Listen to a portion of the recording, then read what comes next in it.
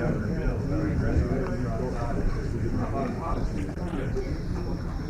Teddy. Show me your shoes. You still on?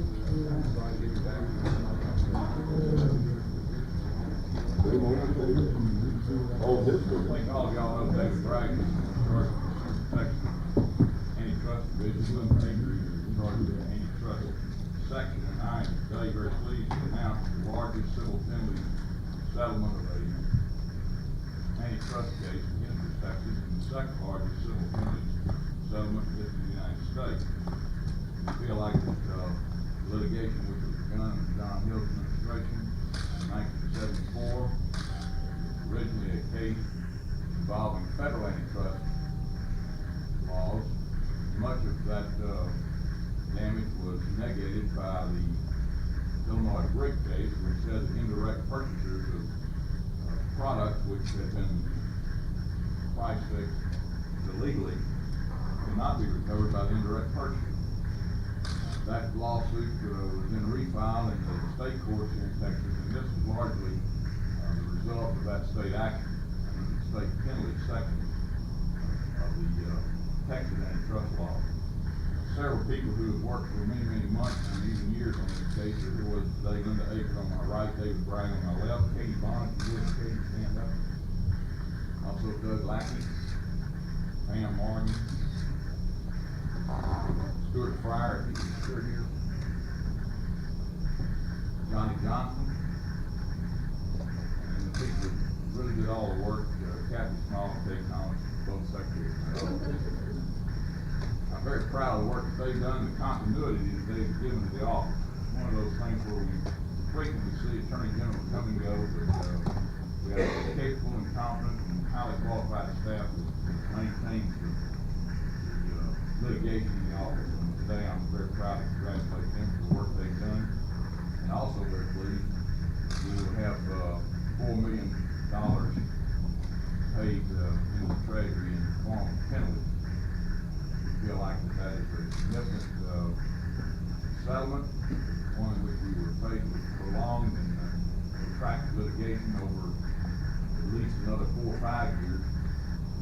We've already been involved in that litigation for 5 years. We felt that this litigation was being settled in an appropriate fashion and adequate penalties to not only punish, penalize those people involved, but also be a warning to others that they will not be permitted to violate the laws of the state in the antitrust area. Any questions on that? Who did it? Defendants Just involved. one minor problem. United States Steel Corporation, Bethlehem Steel Corporation, Water Steel Rolling Mills Inc., Seco Company, Blacklead Steel Company, Schindler Brothers Steel Company, Structural Metals Inc., Texas Steel Company, and Armco Steel Company. How'd they do? They fixed prices for the reinforcing bar steel contracts being bid for public works here in Texas. They had allocated markets. They had set incentives for those markets for the various companies involved. The litigation was initiated at the federal level and as well as the state level. Criminal punishments, criminal penalties involved, which Noah McHenry believed I believe rendered several years ago. That was an impediment to the prosecution of the civil suit for a number of years. What did we settle for? What were you seeking? The original maximum damage involved was approximately $10 million. There was every day in which we were able to allege the violation was penalized by the maximum penalty. These were one of the uncertainties of litigation. There's no way we could, the range of those penalties range from up to $1,500 a day, maximum down to as low as $50 per day. And that penalty could just as easily have been set at $50 to $1,500. We think this is a significant settlement. I've said before, it's the largest in the history of Texas. Federal antitrust law has never seen a larger civil penalty settlement except once, some $6 million. How did you win reached the settlement? This negotiation was begun, sometime in February, wasn't it? We had a hearing on a motion by the defendants to quash our case in the state court. And after that hearing, the settlement negotiations began in earnest. We were able to effect that settlement after negotiation was all closed. And the court refused to quash. The court never entered this motion, never entered an order on that motion. It was between the parties. For those of us who are unfamiliar with the civil victory policy, Yeah. some of the defendants and the charges, or Does some local governments get some money too? Yeah, there will be an allocation to several state agencies, not local government, several state agencies, allocating some direct, there were several direct purchases made, and there will be some allocation. The court has ordered us to make that allocation. Was this, what time period? Not local government, so. What time period did you go to work? What did the price fixing cover? 1969 to 1972, year date. And that was just in public buildings? This was on contracts for public works in the state, and included all state agencies. You didn't feel like sending that to a better business bureau? We felt the violation would be better handled by the chief law enforcement officer. how many state agencies did it?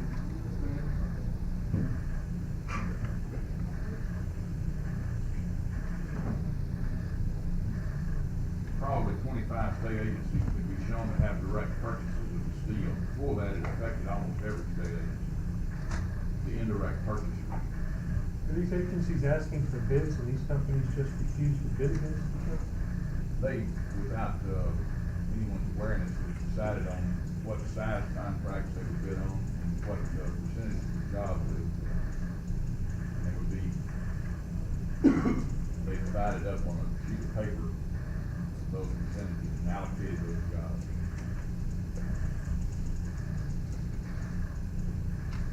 Since we haven't seen the list of all those, how many of them take the company? Everyone.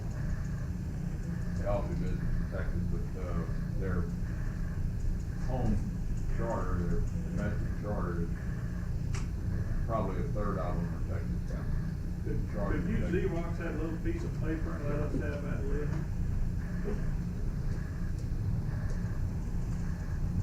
When was the suit originally filed? 1974.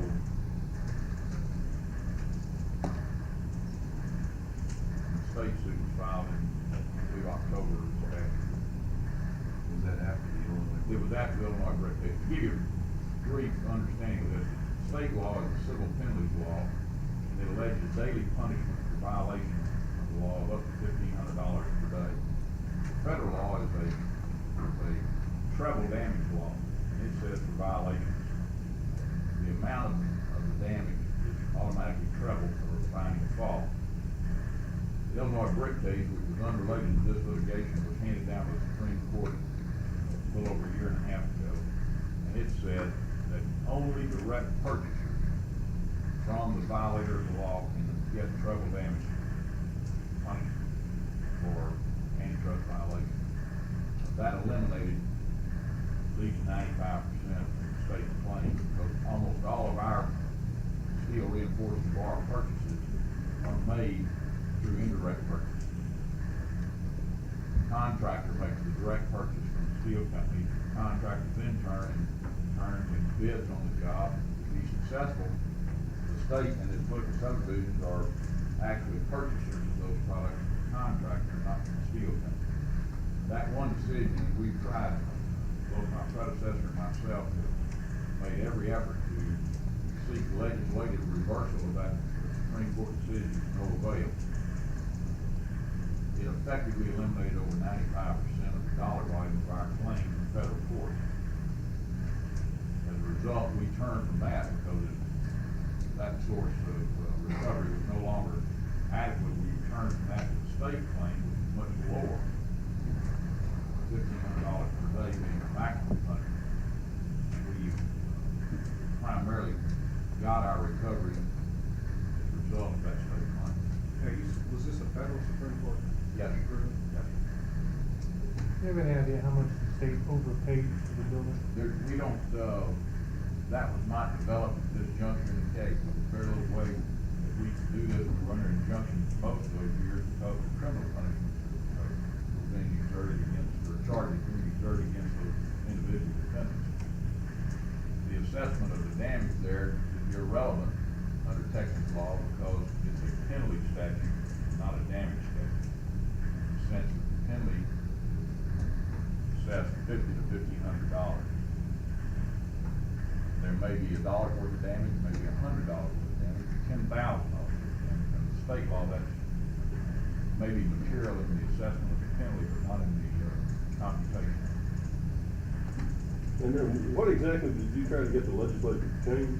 We try to get Congress to reverse legislatively the Illinois brick case, which said that indirect purchasers could recover from the persons or companies which violate the federal antitrust law. The problem in the thrust of it is simply this. The Illinois brick case said that those people who violate the law get to keep the proceeds of the violation so long as they don't, so long as there's an indirect purchaser. Only in the direct purchaser situations does the violator have to repay or subject himself to treble damage. So what we've done in Texas is we have been paying through indirect contracts these sums of money for steel reinforcement board, and the recipients of that money get to keep it. We didn't think that that was good jurisprudence. We think it's unfair. The person who is perpetrator of the violation shouldn't be a beneficiary of that type of decision. Did you develop any information as to whether or not this kind of price fixing is going on outside of Texas? Part of these things?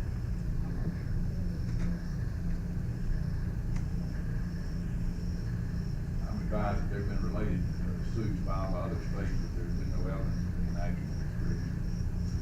You know how many other states?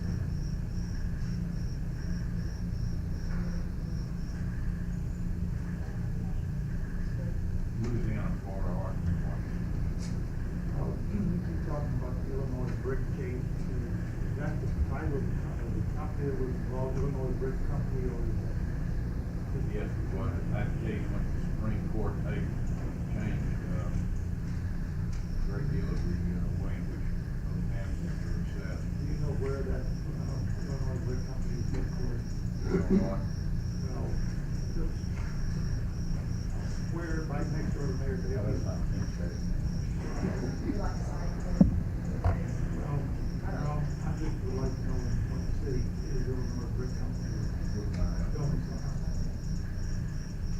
Do the executives of these steel companies physically meet together? No, this is one of those things that I think occurs quite frequently. The pressure apparent in the marketplace is, some of the people below executive level in the organization that find that their counterpart level, management level, but at lower management level, do this. And there was no evidence that our higher management had any idea that was going on. I think that's, we've seen that occur in some other cases that are being investigated at this time. It's one of the pressures of the marketplace, pressures for success apparently, is to get people into a position where they can engage in this type of violation.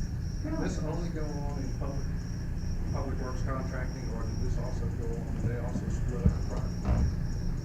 there are allegations that it occurred in the private sector as well. So nothing settled? We don't have any involvement in private. You don't even know of that? There are allegations that the people combined, set prices and to allocate the specific jobs in the private sector as well as the public sector. And there have been some private lawsuits filed that are still pending at this time. How do they carry out this price fixing?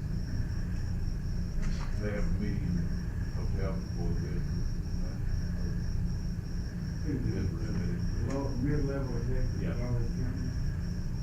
Chicago or Winnetka? What?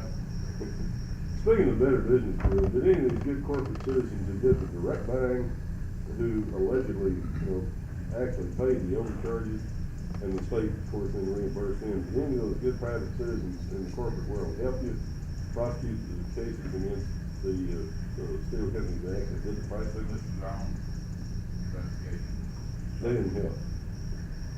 That's the reason we oppose Illinois brick case. We don't think that, that case is productive of, the type of enforcement. It should be self-enforcement. Violations of antitrust laws. There's, so long as that, violation is passed through to another customer, there's no economic pressure placed on that, direct purchaser to ever exert any influence on the law. What, led to the stopping of this price fixing activity? Discovery of If it it. was 2 years before the city started, the discovery of it? Right. Or did that stop in advance of that, or did they? I think the discovery of it was terminated. Who discovered it? Discovery, federal investigation.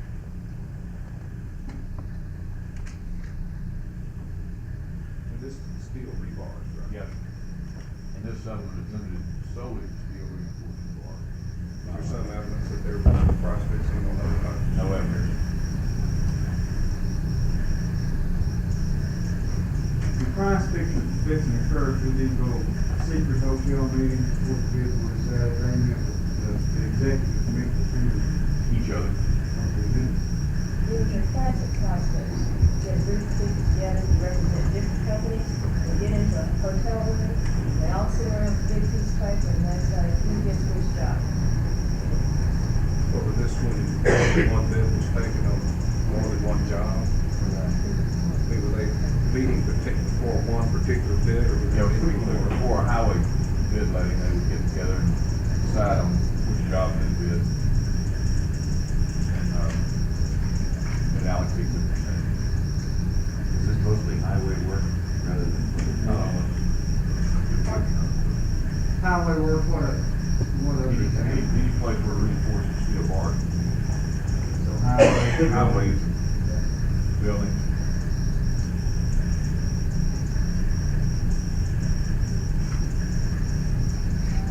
How does this affect the price of Central Oil and South Paddock?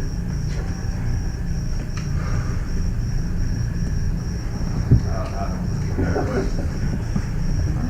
It's all over here.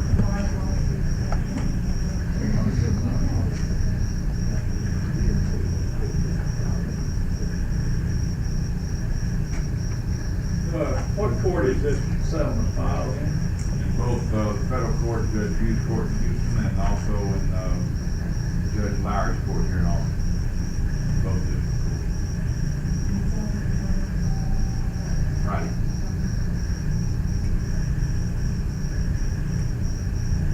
Would it be possible to get a copy of the settlement, or would it be possible to get it very quickly?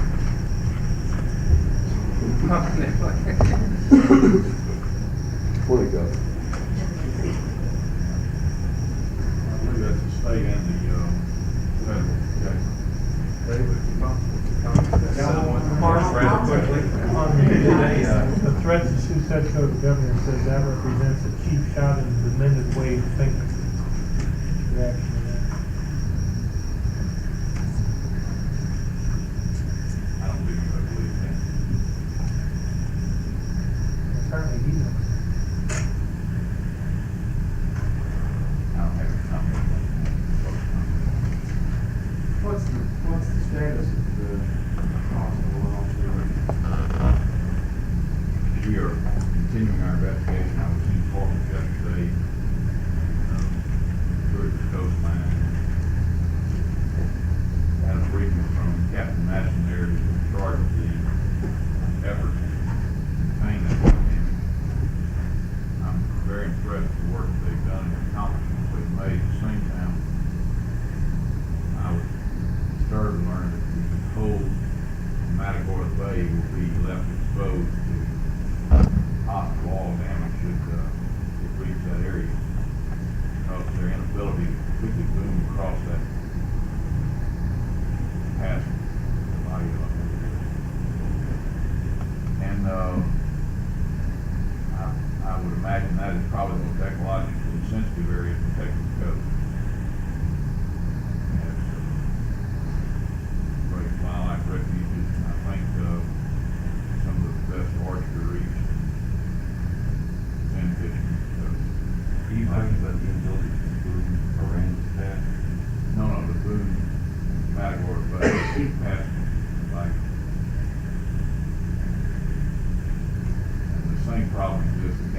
way, except, we don't have the, oil traveling that far north yet. Their next, landfall will probably be in the area around that water. Coast Guard is making, movement of equipment in that area to try to anticipate it. At the same time, I'm not persuaded that, there's been an adequate amount of federal resources supplied to meet all the problems we're faced with. They are going to have bids or proposals submitted on Friday to the Coast Guard on how they can contain that damage.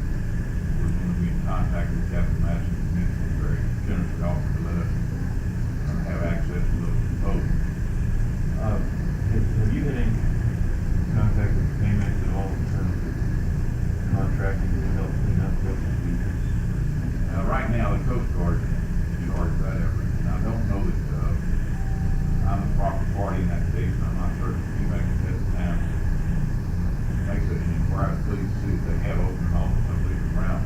That's a good indication. They have concern for their social responsibility for damage that's done. At the same time, we're going to be working through our state department, making certain that they exert what I think is their rightful obligation, that's to protect our coast. What is the federal government not doing in the Army?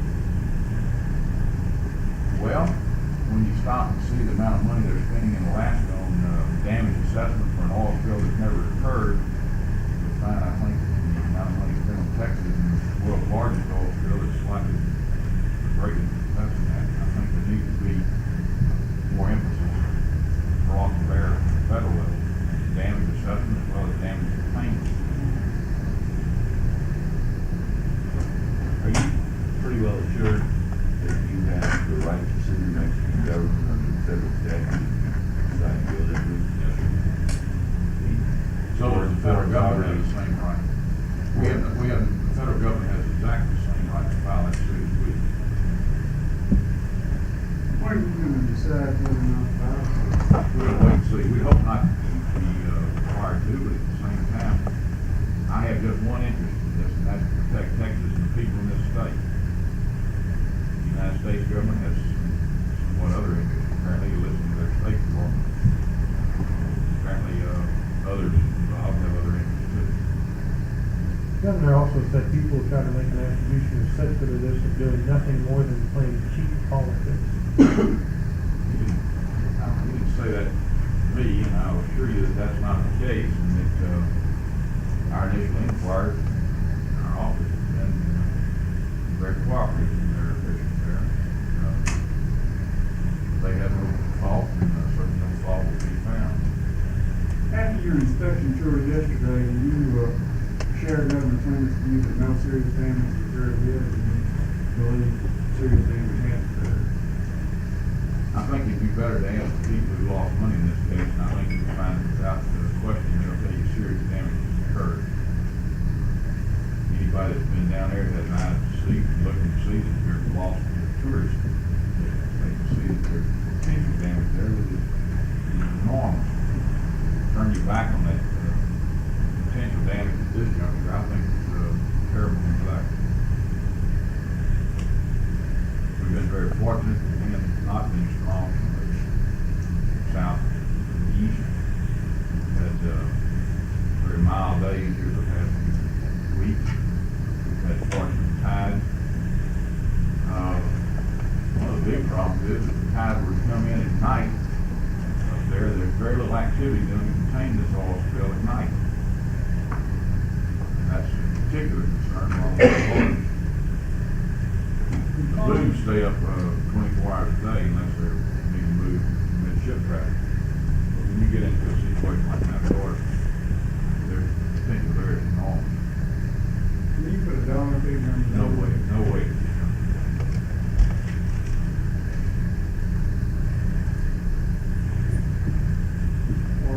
Are you accusing Clements of terrible neglect, like you said? Anybody that doesn't think there's been damage down there is not aware of the situation.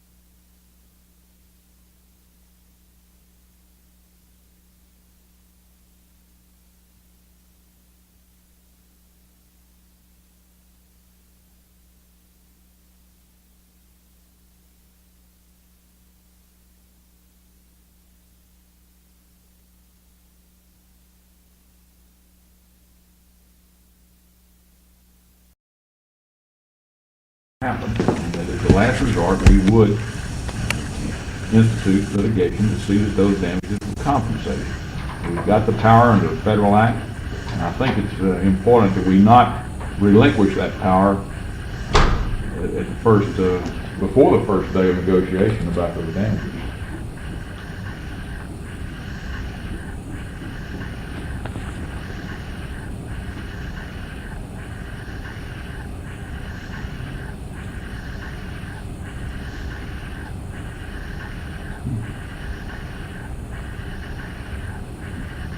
Well, the federal Congress, our United States Congress in 1976 passed a bill authorizing the United States or any state to file suit against the commercial interest of any other country which does damage to the interests of the United States or any state.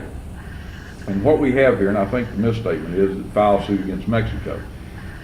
The suit, if any, would be most likely against Pemex, and that is a wholly owned company of the Republic of Mexico. So, as a technical matter, yes, we do have the authority. It's set forth clearly in the federal statutes. It's one which is designed to take into account exactly what's occurring in this circumstance, and that we have thought it through completely, and I'm persuaded that we have the power. Let me stress again, we will not employ that power except as a last resort, but you don't give away that power at the beginning of the negotiations.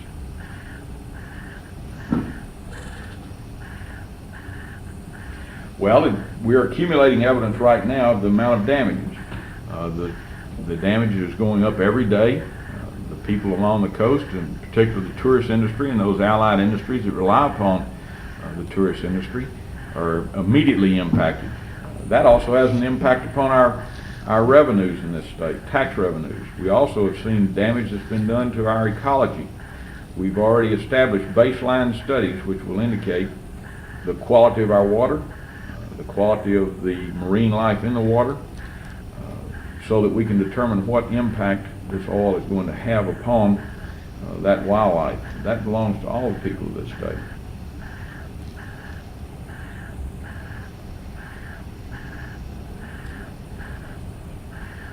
Well, we've stressed at every public statement that we have no direct evidence of any individual or any company's negligence. That's the reason for our investigation, is to determine who's at fault. Everybody down there has denied fault so far. They've all said it wasn't me. That simply doesn't meet the generally accepted standards, I think. These things simply don't happen in the absence of negligence. And what we're going to do is try and determine where the fault lies, and then we will negotiate with those people and try to reach some settlement over the damages. To the extent we're able to do that, then I will be not be required to file any lawsuit.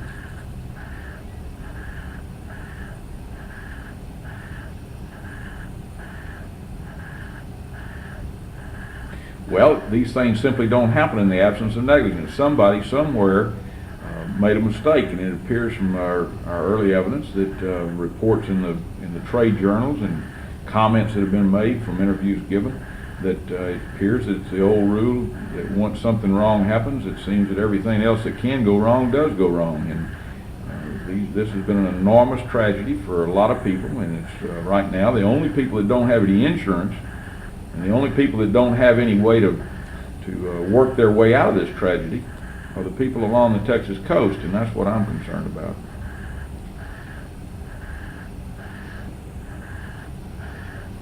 We're not ruling out a suit against any individual or any corporation who had anything to do with the spill.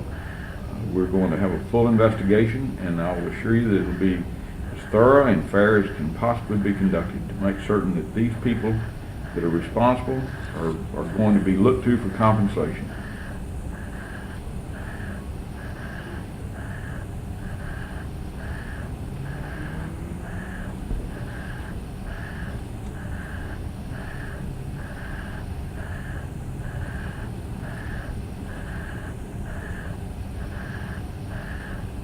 Well, the governor's denied that there's any conflict of interest on his part, and I'm not concerning with that, particularly because that isn't really the question of negligence. We're looking solely at that, and these other ancillary thoughts that are brought to the surface, frankly, I'm not diverting my attention to those, and I'm going to continue to look at this as a piece of an investigation that we're going to continue and look at, and solely to determine fault and liability.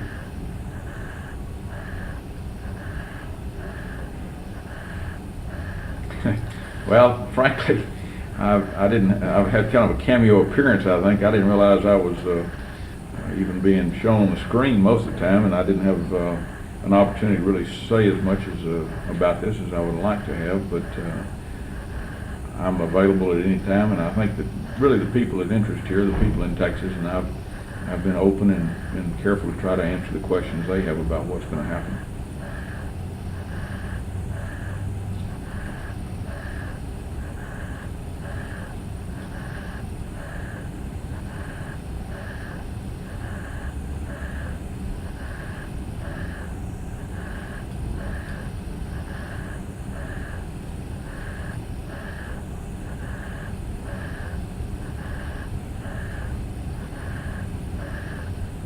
Al and I have been pleased and honored by the people of this state that they elected me their Attorney General. They hired me to do a job, to be the lawyer for them, and that's what I'm doing, and I'm not looking to the left or the right.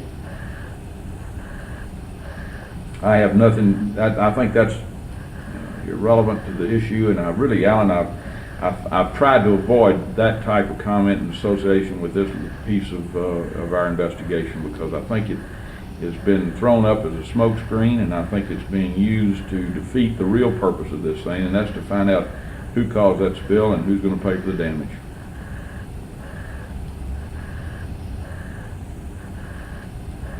Sure, be glad to, Al.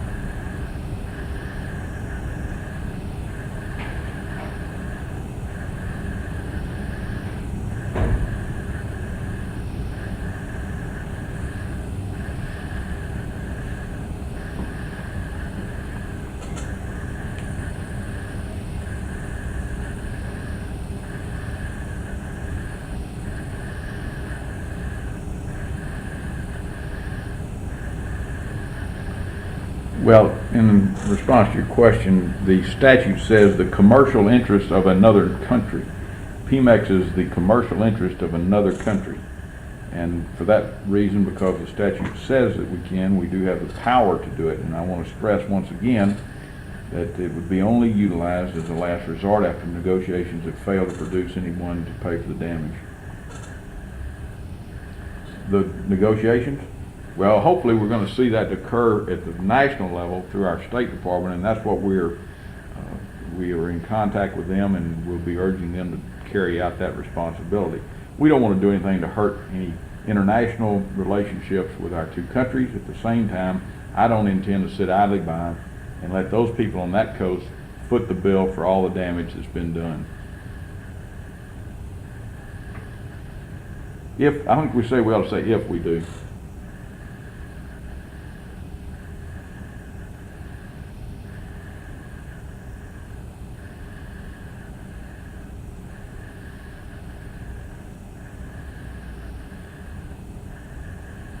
Well, first of all, the time frame is such that we're going to take several months. There seems no doubt to assess the liability. It'll probably take several months, and even maybe even more time than that to assess the total damages. And we will do this in a timely fashion. Some people have already been damaged, and some people can say, well, my damage amounts to X number of dollars and probably no more.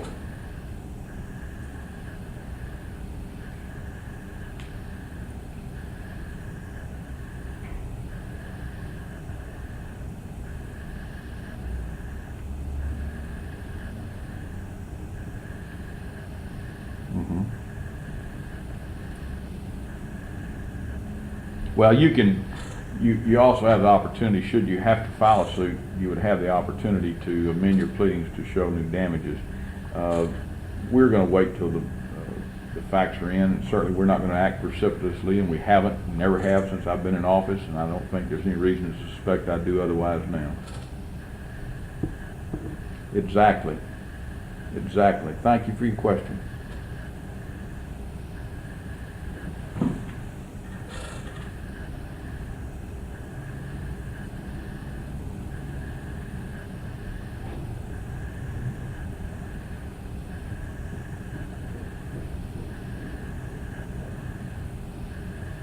Well, I haven't tried to make any political assessment of it, frankly. I've looked at it merely as another job that we have to do in this office, and we're doing that job. We're doing it the best way possible, and I think you're going to find that if we didn't begin right now to assess the damage and try to mitigate those damages, as we have done, that's the proper thing to do.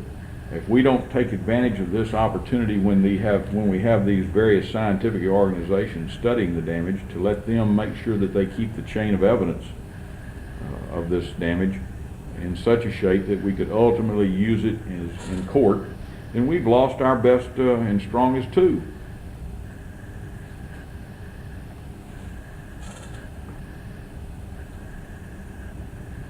I have had communications with his office, yes, and he's very concerned about what's being done to protect the people.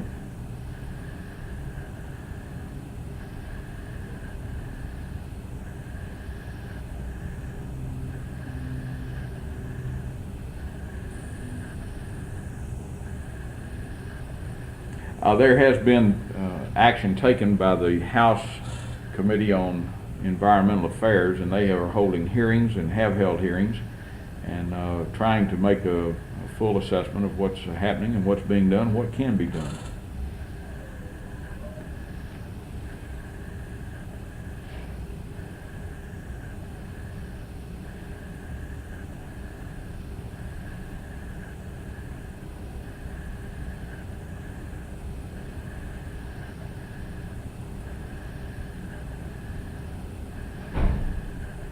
Well, I have said all along I'd prefer not to sue either.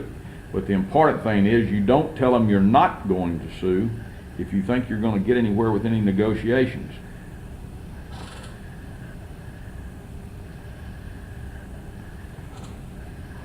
Well, I think you've seen what I've said about it. I've said that I was going to be looking out for the people of Texas. Now, they are looking out for international interest.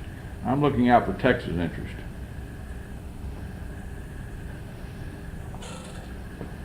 we're sure gonna give them one chance. We're gonna give them a chance to negotiate on behalf of the people of this country, in this case, the people in Texas who've been damaged by that well. I want them to assume that responsibility. Should they fail to do so, as I've said all along, we have this one major tool left in our hands to take some affirmative action that we think can be effective.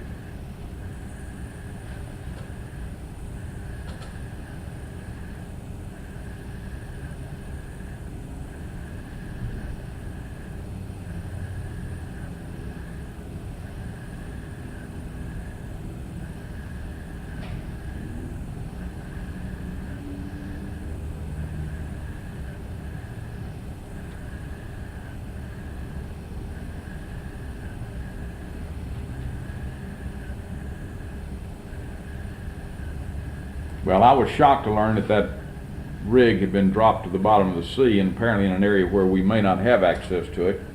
I was very disappointed to hear that. I think that we're going to have to just face the facts as we find them. We'll do the best that we can, and then when we accumulate all those facts, we'll make a reasoned determination of what course of action to take.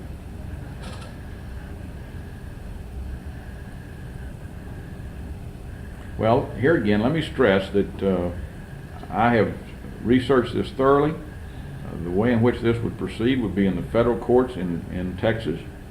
I feel that the law gives us ample jurisdiction and authority to proceed against the commercial interests if they should be shown to be liable, to have some fault, and then those damages that a jury would award, the judgment can be executed against any property of those defendants found in the United States, and I'm advised that there is substantial properties available to respond in damages. Now, once again, I want to stress that is just to let you realize that we have thoroughly examined this thing, and we're not charting or starting off on a course of action which there offers no promise of ultimate success.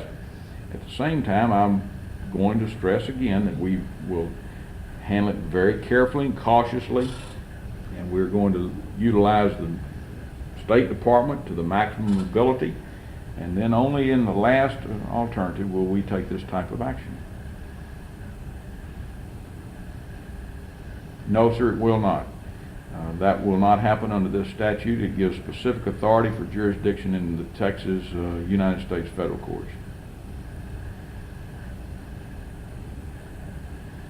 Well, they will have a chance to make that if we have to file a lawsuit, but that comes up in the federal courts in Texas under this particular statute.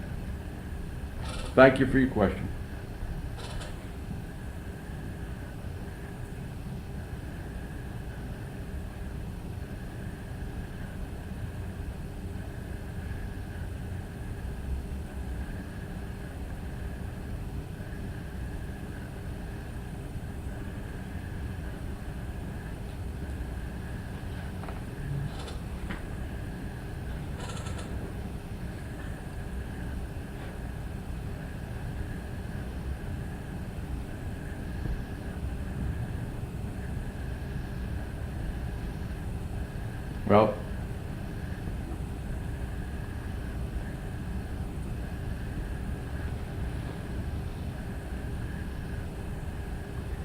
Well, the point has been simply this.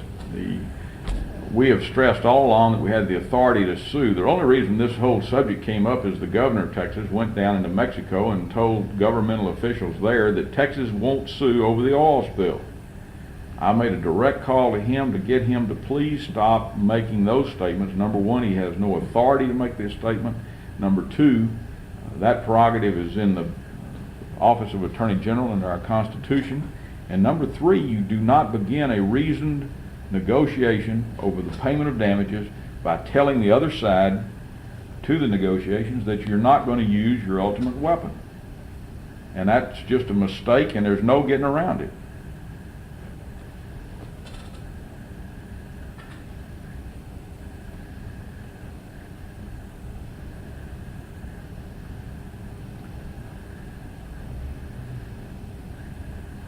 Well, the approach we've always stressed, I don't know what parts they cut or what parts they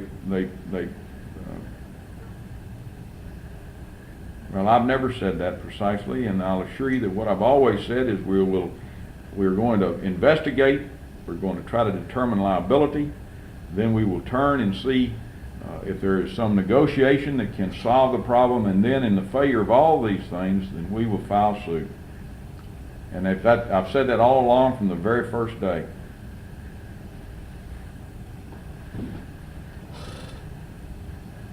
Yes, but primarily that cost is being borne directly by the federal government and by the county government and some city governments along the coast. The state government has spent a great deal of time and manpower in trying to run baseline studies on what the quality of the water is now, so we can maybe test it after, should there be any intrusion of the oil.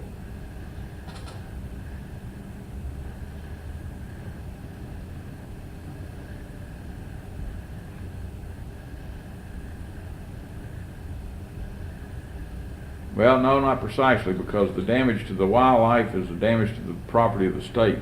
The wildlife is the state's property. The other damages that are being done are to individuals who have had economic impact from that oil. The other damage that's being done is to the loss of tax revenues as a result of that economic damage.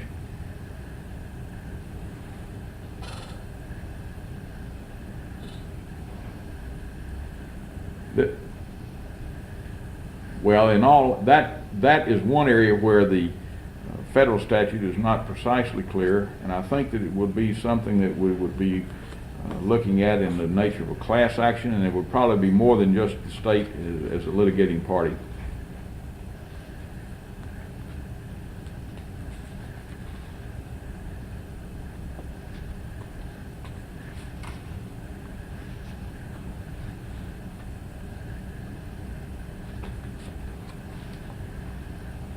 That would be a subject of a great deal of study in this office before we undertook the representation of every individual, but we would look at it thoroughly and to see what the most efficient, judicially efficient way to proceed would be.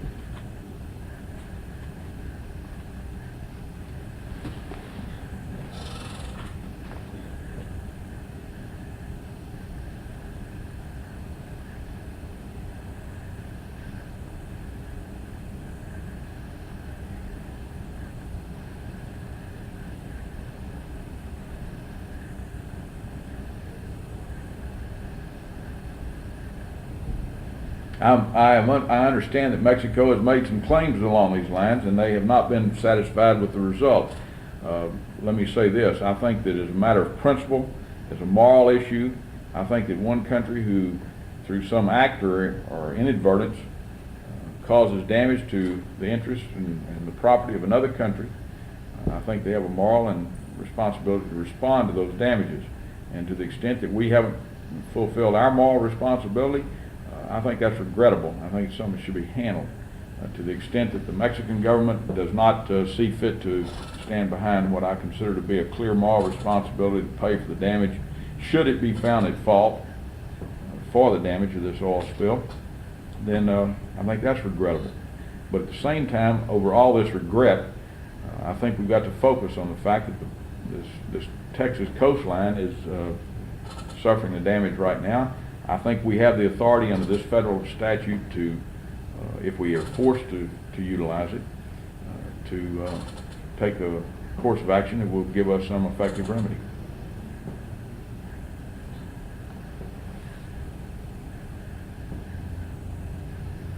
The statute provides for jurisdiction in the federal court.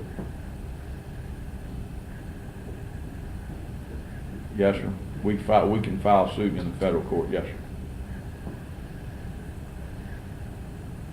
Well, the federal attorney could handle these suits. It could be filed on behalf of the United States if they chose to do so.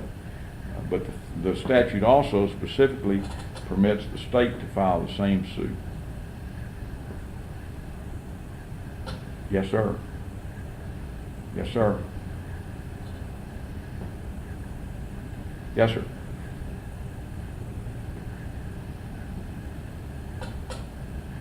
Yes, sir. Who is this? Who am I speaking with? Okay. All right, Craig.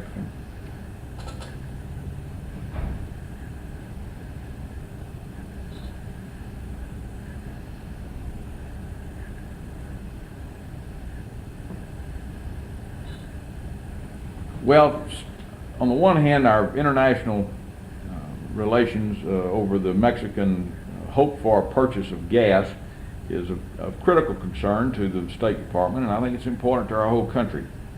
And my position and my thought and my philosophy is simply this: if it's determined by the national authorities that this is an overriding consideration, this purchase of gas or oil from Mexico is in the national interest and is superior in interest to the damage being done on the Texas coast, then I think our country should say that because we are asking you along the coast to submit to this determination of superior international interest, then this country should shoulder the responsibility for that damage to the coast, assuming that they are unwilling to ask for damages from those responsible, if any, in Mexico. And that's my feeling about it, is simply that if it's going to be a national concern that we don't sue, then I think the national concern should be for the reparations being paid to those people who've suffered the damages.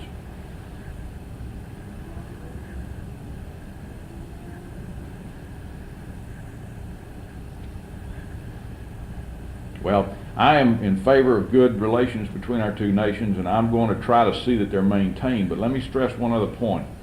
My responsibility is to the people that elected me to this office, and I am operating in that regard. And if all these other measures fail, and let me stress this, there's time for all these things to take place, and let's see what will work. And if they do fail, we still have this one very strong weapon we hope we don't have to use, and that is the possible suit against those commercial interests and all other interests that may have been at fault in this bill. And we're not going to back off from that.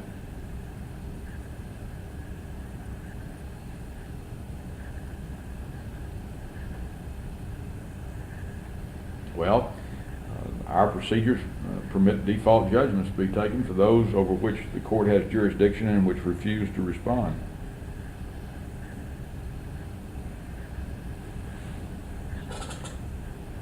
Well, the judgment would be enforceable against any property of that defendant which could be found within the jurisdiction of the court.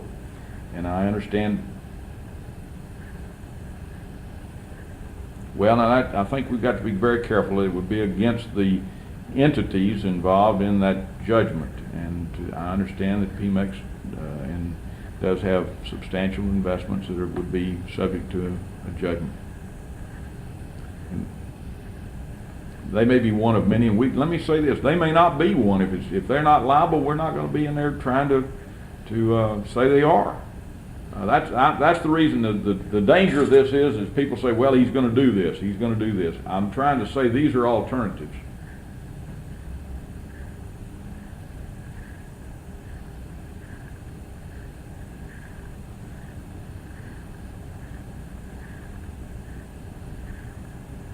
That's the only authority we have. We've searched as best we can, and we can't find any evidence of any conventions or treaties that would touch on this issue between our two countries. Sir? Yes, sir. It's a federal statute passed in 1976.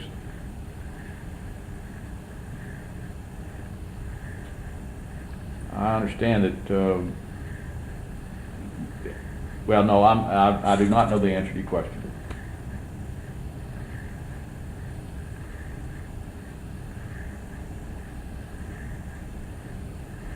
Well, there's no evidence at this time that the other government has any liability. Well, and if they had no property here, then we would be in, it'd be very difficult to ever succeed in executing on the judgment.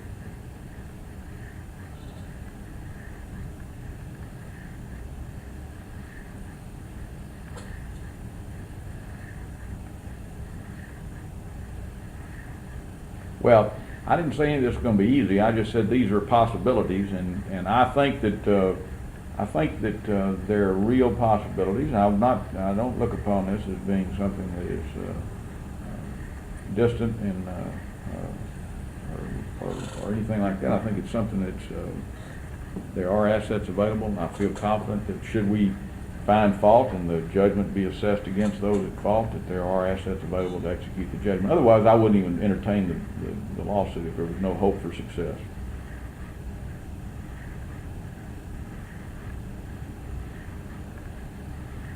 Well, let me say that of those people who are potential defendants, I think that we have reasonable success of carrying out or having property available should there be a finding of fault and assessment of damage.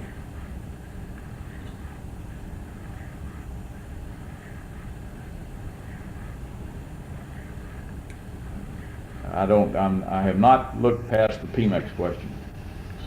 I do not know.